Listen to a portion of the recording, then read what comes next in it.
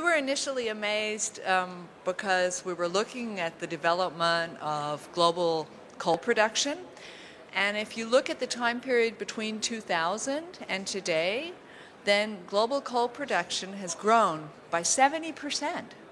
That's huge. You have a massive coal mining boom going on in many regions throughout the world with horrendous costs. So our second question was, where is this happening? Where is this coal coming from, this new production capacity? And we find pretty much that it's concentrated in 9 regions throughout the world. And in our report, we travel to these hotspot regions and take a look at what are, aside from the climate impacts, what are kind of the major impacts of coal mining in these regions. And the third question we answer with the report, and which is very much at the core of our research, is who's been financing this?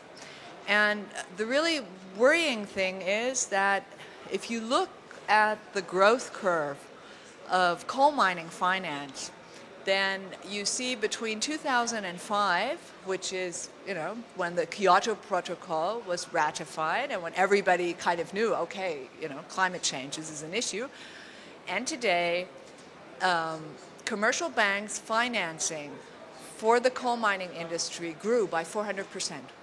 400%.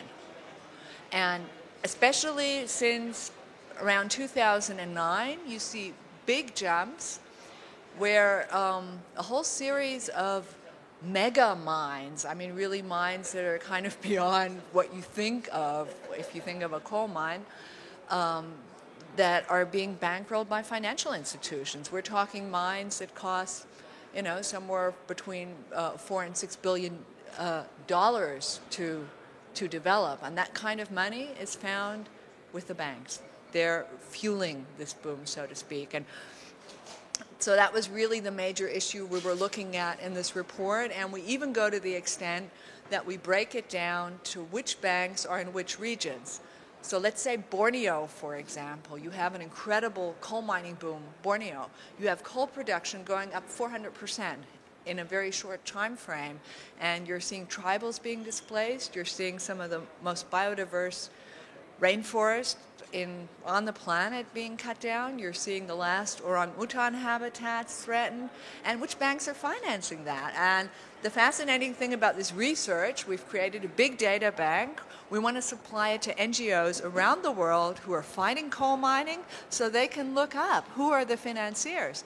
And for example, in Indonesia, the number one financier, it's Standard Chartered from the UK, a bank whose logo is a force for good. That's not what the Dayak in Borneo are going to say about Standard Chartered, that's for sure.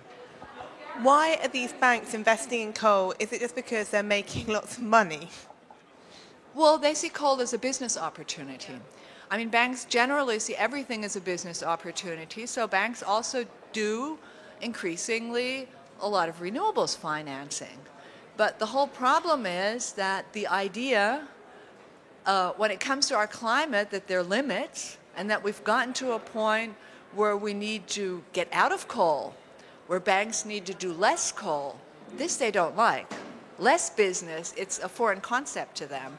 And it's almost as if, the banks, they have some kind of split personality syndrome. You go on their web pages, it's quite amazing. Deutsche Bank, for example. Deutsche Bank says climate neutral since 2013 on their web page. They call themselves a climate ambassador. At the same time, Deutsche Bank, they have just bankrolled a huge deal for Coal India. Coal India is the world's second largest coal producer worldwide. Coal India has huge expansion plans where in central India, the last tiger habitats are going to be sacrificed for coal mines. And the environment officer of Coal India, a typical take is that he says, well, you've got to choose tigers or electricity. That's what my next question. A lot of people say that these poor countries need coal to develop, that it's helping poor people. So if there wasn't this coal generating electricity, more people will be staying in poverty. What's your reaction to that, to the argument that it's helping people come out of poverty? Well, I've seen so many people driven into poverty by coal mining and by coal-fired power plants, because, I mean, it's often the case you have big multinational companies coming in, and the local people, their land is taken away from them, and they're treated just like, you know, the waste rock. They're dumped. No compensation, no resettlement. They lose their livelihoods. If they're lucky, maybe then they're dependent on handouts. So that's one reaction. The other reaction is it's always fascinating in the coal sector to see that the people who really suffer the most impacts, you know, who've been moved because of mines, who've been moved because of power plants, they don't have electricity. Yeah? But having said that, I do want to say that, yes, there is in many places a need for additional power, but why does that have to come from coal? I mean, it's like, can't these energy companies that are often state-owned, those are the ones that are saying, oh, but we need coal, there's really no alternative. Well, coal seems to be the only thing that they know, but in fact there are plenty of alternatives. And I'm from Germany. I mean, it's really interesting to see what's happening in the German market now, because you have the big utilities who, you know, were really very ideological about coal and about how we need coal. Well, it's not profitable. It's not profitable anymore. The two biggest coal mining and coal burning companies active in Germany, RWE and Vattenfall, they're being pushed out by the renewables revolution. They both have huge debt, and they're in real economic trouble because they, you know, yeah, it's like a kind of it's yesterday's fuel. What can individuals do? It's quite hard to know if your bank is involved in coal. How can you make decisions to kind of influence them investing in renewables instead? Yeah. I mean, one thing we think is good is to ask banks directly, because banks are notoriously transparent.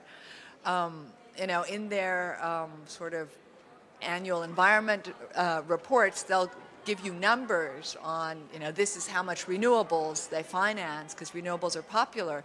But if you ask them about coal finance, they don't want to talk about it. It's like they want to keep that secret.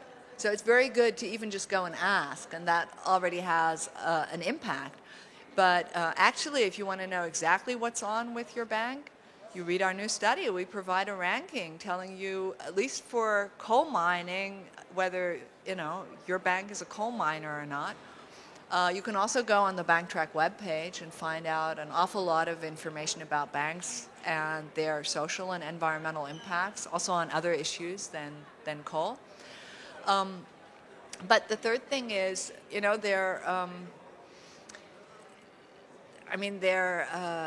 other problems with the big banks as well. And what we recommend is to go look in your community.